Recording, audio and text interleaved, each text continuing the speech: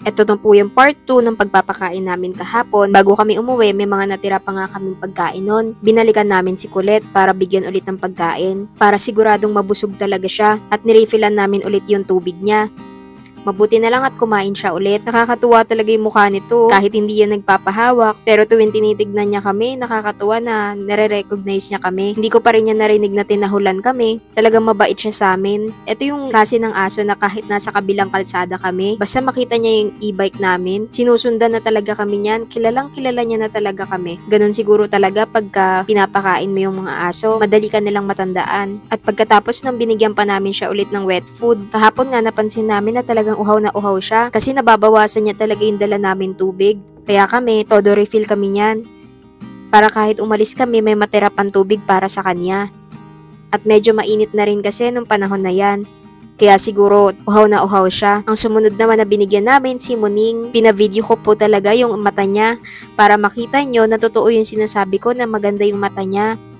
Isang blue at parang isang yellow-green ata yung kabila. Isang lata talaga yung binigay namin para sa kanya. At mabuti na lang din at hindi siya mapili, maganang-magana siya kumain. Dinurog-durog ko pa nga yan para paniguradong makain niya lahat. Okay naman po ang kalagayan ni Muning dyan. At ito naman yung sumunod na pinakain namin, yung sa may Alpha Mart. Ito, hindi pa nila kami ganon kakilala. Pero hindi naman yan sila nangaaway pag nakikita kami. Pinavideohan ko nga sa asawa ko kasi nakakatuwa yung itsura nito tuwing nakaabutan namin natutulog. Nakasampa pa talaga yung isang paa niya doon sa may gutter. At tignan nyo naman, tumayo nga siya pero yung antok niya hindi niya kaya. Nakapikit pa talaga siya niyan. Akala nga namin nung una, may something siya sa mata. Pero hindi, punong-puno lang talaga ng muta yung mata niya. Kaya nahihirapan siyang imulat. Pero nung binigyan na namin sila ng pagkain, paunti-unti naman nakita ko din yung mata niya. Pinuno ko rin yung tubig nila niyan. Siguro nga dahil nandito sila sa may Alpha Mart, may mga taong ibang nagpapakain sa kanila. Kasi napansin namin, pag kumakain sila, hindi ganon. Mabagal lang, pero nauubos rin naman nila. Hindi katulad sa iba na talagang hayok na hayok sila sa pagkain at talagang napakabilis kumain. Ito sila, mabagal. At ito naman yung pinakahuli namin pinakain. Nadadaanan namin to siya, lagi nandiyan.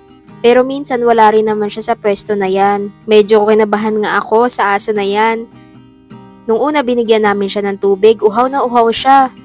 Iba talaga yung uhaw niya. At ang sumunod naman na binigay ko sa kanya dahil nga prepare ko pa yung wet food, ito naman. Pero nung tipong re-refillan ko na yung pagkain niya, akala niya siguro aagawin ko. Tinahulan niya ako kaya medyo napaatras ako niyan at kinabahan. Mahirap na at baka makagat niya ako. Sobra talaga yung gutom niya niyan. Hindi rin kasi namin expected na ganyan yung gutom niya dahil alam namin may-ari sa aso na yan. Dry food na lang yung natitira naming dala niyan. Pero ang ginawa namin, binigay pa rin namin. Mabuti na lang din at hindi siya namili. Sa susunod na lang at babalikan namin siya para mas marami na kaming maibigay na pagkain sa kanya. Salamat po sa panonood at sa pagsuporta po sa amin. Merry Christmas everyone!